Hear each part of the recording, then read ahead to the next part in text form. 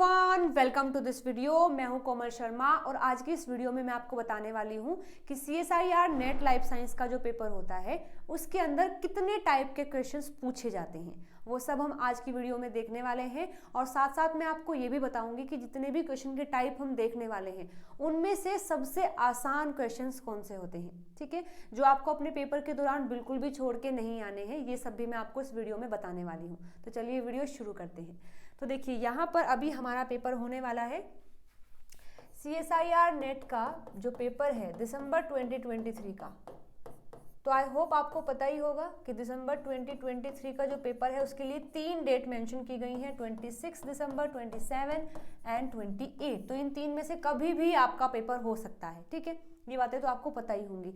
अब हम बात करने वाले हैं कि CSIR नेट लाइफ साइंस का, मोस्टली मैं बता रही हूँ लाइफ साइंस का, जो लाइफ साइंस का पेपर होता है उसके अंदर कितने क्वेश्चन के टाइप आते हैं, मतलब अलग अलग टाइप के क्वेश्चन होते हैं, वो कौन कौन से हैं और उनमें से भी कौन सा सबसे आसान क्वेश्चन है और किस बिहाफ पर आसान है, ये सब मैं आपको बताने वाली हूँ।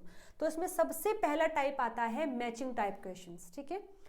ये कैसे होते हैं? मैचिंग टाइप क्वेश्चन देखने में ऐसे होते हैं, 2 कॉलम आपको दिए होते हैं, 3 कॉलम भी हो सकते हैं, लेकिन उन कॉलम में क्या होता है, कुछ आपको बताया होता है। जैसे इस क्वेश्चन की अगर बात करें तो कॉलम एक्स में आपको टेक्निक्स दी गई हैं, कॉलम वाई के अंदर उन टेक्निक के फीचर दिए गए हैं, आपको वो मैच करके बताना है कि कौन सा आंसर यहाँ पर सही है।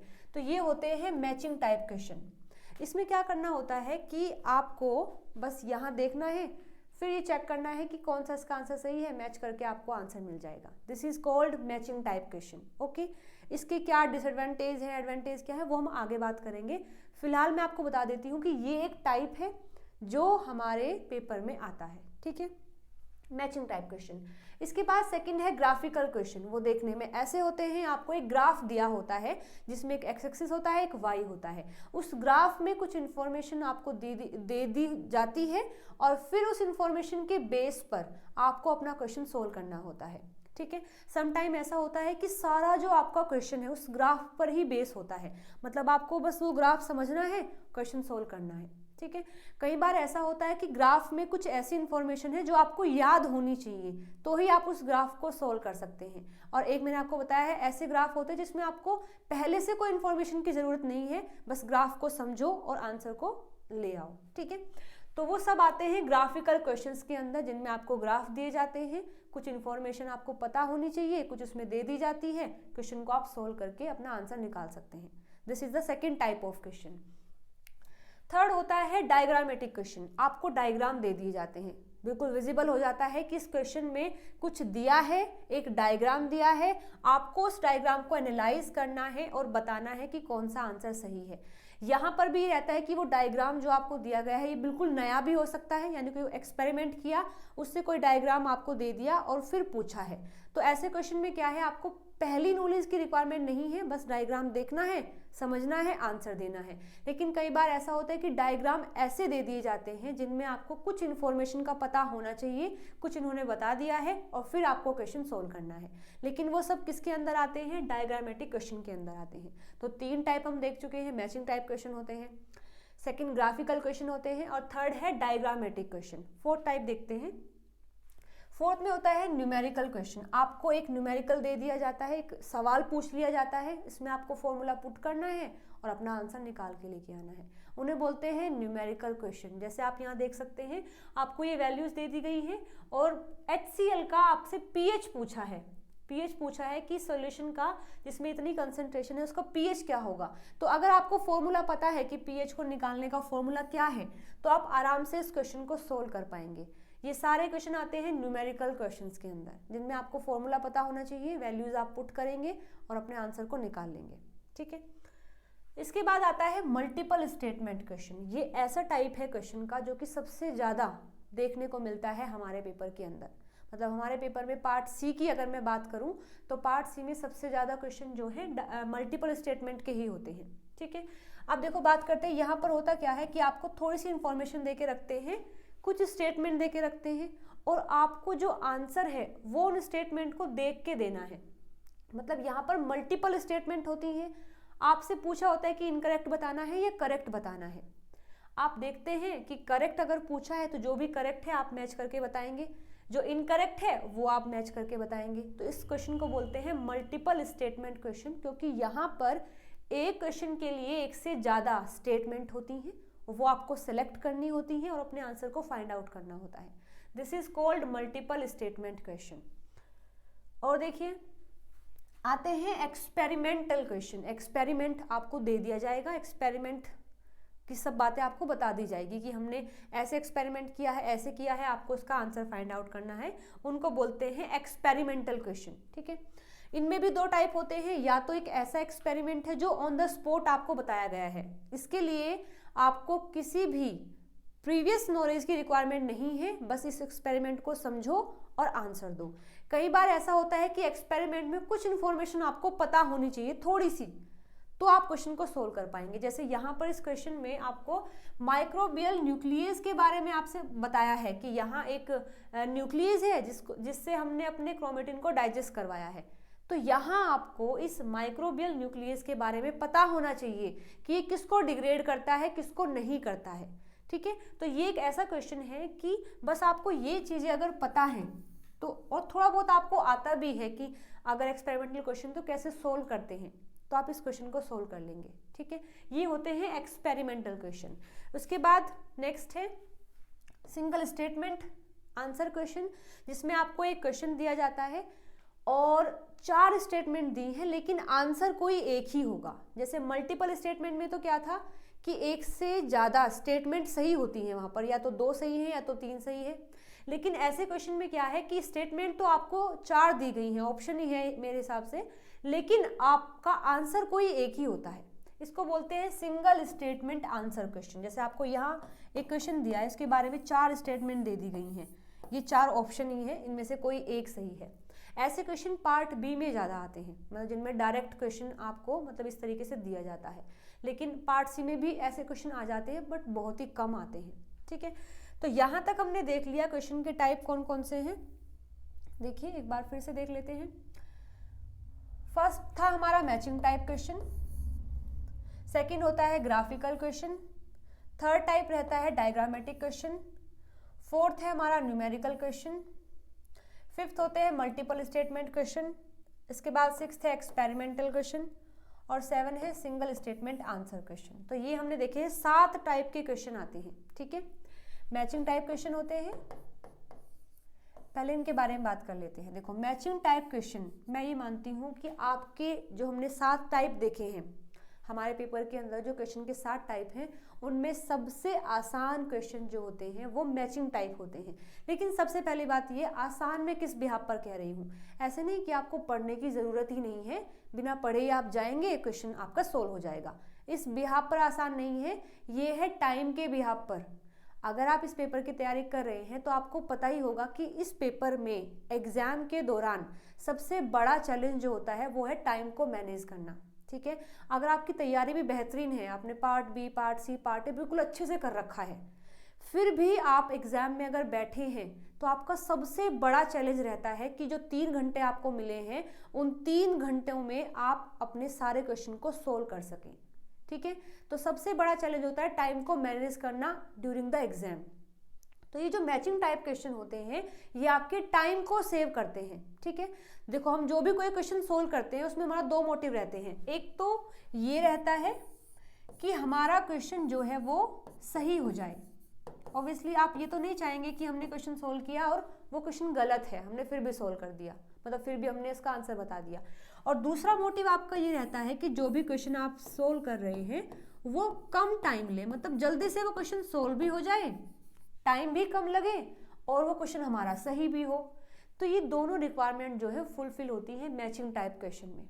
ठीक है, तो मैचिंग टाइप क्वेश्चन में क्या होता है, जैसे हमने यहाँ पढ़ा भी था, ये है मैचिंग टाइप क्वेश्चन। यहाँ पर आप क्या करते हैं, आपके सामने एक क्वेश्चन आया, रिवर्स ट्रांसक्रिप्शन है, सदर्न वेस्टर्न ब्लोटिंग है, जीनोम वॉकिंग पीसीआर है, रेस है, ये 4 आपके पास ऑप्शन दिए हैं।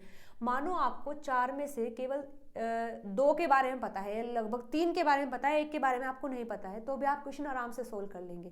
देखो जो रिवर्स ट्रांसक्रिप्शन होता है ये हेल्प करता है cDNA की लाइब्रेरी बनवाने में।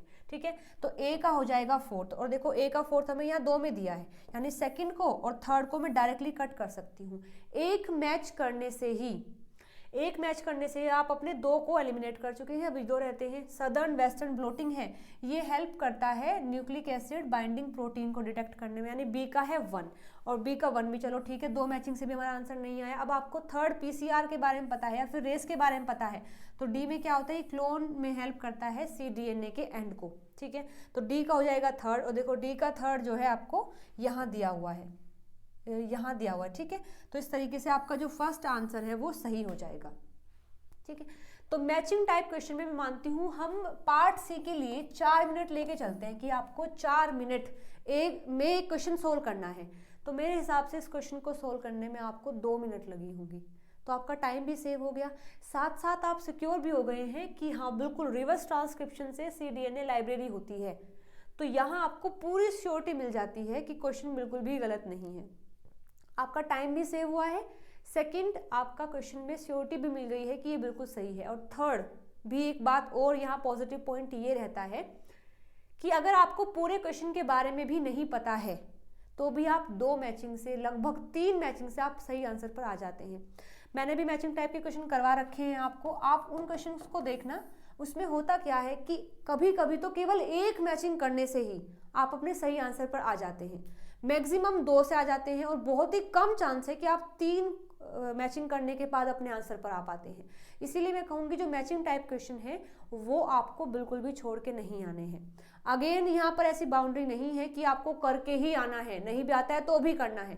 मैं ये कह रही हूँ कि अगर आपको आता है और थोड़ा बहुत आपको पता है तो वो करना है, और सबसे पहले करना है। सबसे पहले कैसे करेंगे, आपका पेपर CBT मोड में होता है, कंप्यूटर बेस्ड है, तो करना क्या है कि आपकी स्क्रीन पर साइड में लिखे होते हैं कि ये पार्ट ए के क्वेश्चन है, ये पार्ट बी के हैं, ये पार्ट सी के हैं। तो सबसे पहले आप अपना कर्सर जो है पार्ट सी के क्वेश्चन पर लेके जाओ, ठीक है। अब फर्स्ट राउंड स्टार्ट कर रहे हैं, आपने फर्स्ट क्वेश्चन देखा मैचिंग टाइप नहीं है, स्किप कर दो, आगे चले जाओ। सेकंड, थर्ड, फोर्थ, माना 5th क्वेश्चन जो है मैचिंग टाइप है, वहीं पे रुको, क्वेश्चन को सोल्व करो, आता है तो ठीक है, नहीं तो स्किप करो, फिर आगे चलो, क्योंकि कर्सर ही करना है आपको, आगे खुद से पेज नहीं पलटने हैं। तो बस कर्सर दबाते रहो, जहां भी आपको दिखे कि मैचिंग टाइप क्वेश्चन आ गया है, रुको, उस क्वेश्चन को सोल्व करो। तो फर्स्ट राउंड में आप 3 चीजों को कंसिडर कर सकते हैं। जैसे आप फर्स्ट राउंड में चल रहे हैं अपने, तो मैचिंग टाइप क्वेश्चन को जो तुरंत विजिबल होते हैं उन्हें देखते ही रुको और उस क्वेश्चन को सोल्व करो। सेकंड, जो ग्राफिकल क्वेश्चन है वो भी आपको डायरेक्ट विजिबल हो जाएंगे कि हाँ ये ग्राफ का क्वेश्चन है, उस पर रुको और उसको सोल्व करो, आता है ठीक है, नहीं तो आगे बढ़ जाओ, कोई ज़रूरी नहीं है कि करना ही है। और एक है डायग्रामेटिक क्वेश्चन। तो फर्स्ट राउंड में आपको ये 3 क्वेश्चन के टाइप देखने हैं, सोल्व करने हैं, ठीक है। कर्सर दबाया, एक क्वेश्चन आया, मैचिंग टाइप नहीं है, ग्राफिकल नहीं है, डायग्राम का नहीं है, स्किप करो, ठीक है। तो फर्स्ट राउंड में आपको स्टार्टिंग वाले जो 3 टाइप हैं, ये ग्राफिकल वाला और ये डायग्रामेटिक, फर्स्ट राउंड में आपको ये तीनों टाइप के क्वेश्चन को टारगेट करना है, ठीक है। जितने भी क्वेश्चन आए हैं आप देख लेंगे, आते हैं करेंगे, नहीं तो आप स्किप करते चले जाएंगे। फिर आती है सेकंड राउंड की बात। सेकंड राउंड पे आप जाएंगे फिर से फर्स्ट क्वेश्चन पर, मतलब पार्ट सी का जो फर्स्ट क्वेश्चन है उस पर जाएंगे, और फिर आपको अब की बार सेलेक्ट करने हैं मल्टीपल स्टेटमेंट वाले क्वेश्चन, ठीक है। तो मैंने अभी तक क्या बताया है, मैंने बताया है कि यहाँ आपको जैसे आप फर्स्ट राउंड पर होंगे, राउंड का मतलब समझे आप, फर्स्ट राउंड का मतलब है कि आप पार्ट सी के क्वेश्चन को फर्स्ट टाइम देख रहे हैं, ठीक है। तो फर्स्ट राउंड में आपको मैचिंग टाइप क्वेश्चन टारगेट करने हैं, सेकंड आपको ग्राफिकल क्वेश्चन टारगेट करने हैं, थर्ड आपको जो डायग्रामेटिक क्वेश्चन है उनको टारगेट करना है फर्स्ट राउंड में। जितने भी आते हैं हो जाएंगे, जितने नहीं आते वो छोड़ो। सेकंड राउंड में क्या करेंगे, फिर से जो है पार्ट सी के फर्स्ट क्वेश्चन पर आएंगे, और अब की बार आप देखते चलेंगे मल्टीपल स्टेटमेंट क्वेश्चन, बस यही, क्योंकि ये इनका नंबर ज़्यादा होता है तो सेकंड राउंड में ही आपको टाइम ज़्यादा लग जाएगा, ठीक है। तो सेकंड राउंड में आप देखेंगे मल्टीपल स्टेटमेंट क्वेश्चन, और सेकंड राउंड के बाद भी अगर आपको ऐसा लगता है कि जितने क्वेश्चन आपने सोचे हैं करने के पार्ट सी के उतने नहीं हुए हैं, तो आप आएंगे राउंड थर्ड पर। राउंड थर्ड पर आपको आपकी बात सिलेक्ट करने हैं जो हमारे न्यूमेरिकल क्वेश्चन है, प्लस जो हमारे न्यूमेरिकल और कौन से थे, एक्सपेरिमेंटल क्वेश्चन, ठीक है। और अगर आपका मैथ अच्छा है, न्यूमेरिकल में आप अच्छे हैं, तो सेकंड राउंड में आप न्यूमेरिकल भी ऐड कर सकते हैं, ठीक है। न्यूमेरिकल में आप इतने अच्छे नहीं हैं तो न्यूमेरिकल को थर्ड राउंड में रखेंगे, क्या पता सेकंड राउंड तक ही आपके 25 क्वेश्चन कंप्लीट हो जाएं, आपको यहाँ तक जाने की जरूरत ही ना हो। एक्सपेरिमेंटल क्वेश्चन जो होते हैं उनको सबसे लास्ट में टारगेट करना है। ऐसा क्यों? क्योंकि एक्सपेरिमेंटल क्वेश्चन होते तो आसान है, मतलब इतने हार्ड नहीं होते हैं, लेकिन टाइम टेकिंग होते हैं। एक्सपेरिमेंटल क्वेश्चन में आपको समझने में, डायग्राम समझने में टाइम लग सकता है। अगेन टाइम की हमारे पास थोड़ी सी कमी है, मैनेज करना है, तो कोशिश करें कि सबसे पहले वो क्वेश्चन करें जो कम टाइम लेते हैं। तो matching type question, graphical question और डायग्रामेटिक क्वेश्चन, ये ऐसे हैं जो कम टाइम लगाते हैं, ठीक है, और ये भी जल्दी डिसाइड करवा देते हैं कि ये क्वेश्चन हमें करना है या नहीं करना है। एक्सपेरिमेंटल क्वेश्चन में क्या होता है कि आपको 1 से 1.5 मिनट तो क्वेश्चन पढ़ने में ही लगेगी, और तब आपको पता लगेगा कि मुझे क्वेश्चन आता है या नहीं, तो आपकी 1.5 मिनट चली गई हैं। यहीं पर अगर कंपेयर करें मैचिंग टाइप क्वेश्चन में, तो केवल आपको मेरे हिसाब से 20 सेकंड लगेंगे ये देखने में कि मुझे क्वेश्चन आता है या नहीं आता है। आपने कॉलम ए देख लिया, कॉलम बी देख लिया, फटाफट से वर्ड्स देख लिए, ये तो मुझे नहीं आता, चलो छोड़ो। तो यहाँ तो इसको स्किप करने में आपको 1.5 मिनट लगती है, और इस क्वेश्चन को स्किप करने में आपको 20 सेकंड लगती हैं, तो टाइम बचा रहे हैं ये क्वेश्चन। और अगर आप इसको करते भी हैं तो यहाँ 5 मिनट लग रही हैं, अगर आप करते भी हैं, आता है और कर रहे हैं, तो 5 मिनट लग रही है, और यहाँ आता है और कर रहे हैं तो 2 मिनट लग रही हैं। तो अगेन जो मैचिंग टाइप क्वेश्चन है, ग्राफिकल क्वेश्चन है और डेटा जो डायग्रामेटिक क्वेश्चन है, ये ऐसे हैं जो आपके टाइम सेव करेंगे। आपको आता है तो भी टाइम सेव करेंगे, नहीं आता है तो स्किप करने में भी आपका टाइम सेव करेंगे। तो फर्स्ट राउंड में आपको इन तीनों क्वेश्चन को टारगेट करना है, ठीक है। सेकेंड राउंड में आपको मल्टीपल स्टेटमेंट क्वेश्चन और न्यूमेरिकल, अगर आपका मैथ अच्छा है, फॉर्मूले आपको याद हैं सारे, तो सेकेंड राउंड में आप करेंगे मल्टीपल स्टेटमेंट क्वेश्चन और जो न्यूमेरिकल क्वेश्चन है। और थर्ड राउंड में देखो, थर्ड राउंड में आपको करना है जो एक्सपेरिमेंटल क्वेश्चन है या फिर जो सिंगल स्टेटमेंट वाले क्वेश्चन है, वो आपको सोल्व करने हैं, ठीक है।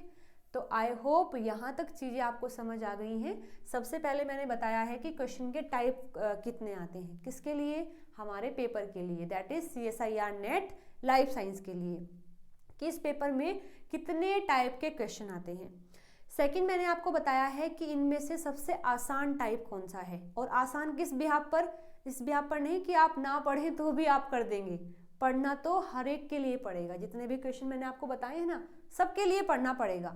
तो आसान किस बिहाफ पर हुए, आसान इस बिहाफ पर हुए कि आपका टाइम कम लगाएंगे, दूसरा आपको श्योरिटी मिल जाएगी, तो इससे ना कॉन्फिडेंस भी बूस्ट होता है। जैसे ही आपने क्वेश्चन देखा मैचिंग टाइप का, आपने उसको सोल्व कर दिया, टाइम भी आपका केवल 2 मिनट लगी और क्वेश्चन आपका सोल्व हो गया, पूरे श्योर हैं आपकी ठीक गया है, तो आपका कॉन्फिडेंस जो है ना बूस्ट होता है, आपको लगता है कि हाँ अब मैं कर लूँगा या फिर मैं कर लूँगी, ठीक है। तो शुरुआत ही ऐसे क्वेश्चन से करनी है जो आपको कॉन्फिडेंस दे, और मानो अगर नहीं भी हुआ आपसे क्वेश्चन तो आप जल्दी ही स्किप कर देंगे, इसमें भी तो भलाई है कि आपका टाइम कम लगा है स्किप करने में भी। ऐसा नहीं कि 3 मिनट तक आप क्वेश्चन ही पढ़ते रहे और जब आपको पता लगा कि ये तो मुझसे नहीं होगा तो 3 मिनट चले गए, ठीक है। तो मैचिंग टाइप क्वेश्चन में जो बाकी 3 कैटेगरी हैं, इनमें आपको सबसे पहले ट्राई करना है, ठीक है। तो पढ़ने सारे पढ़ेंगे, बस टाइम कम लगता है इसलिए ये आसान है, ठीक है। तो फर्स्ट हमने देखा है कि क्वेश्चन के टाइप कौन कौन से होते हैं, सेकंड हमने देखा कि उनमें से आसान कौन से होते हैं टाइम के बिहाफ पर, जो हमारा कम टाइम लगाते हैं, ठीक है, और श्योरिटी भी देके जाते हैं। तो एक छोटी सी पहल थी मेरी साइड से जो मैंने आपको बता दी है।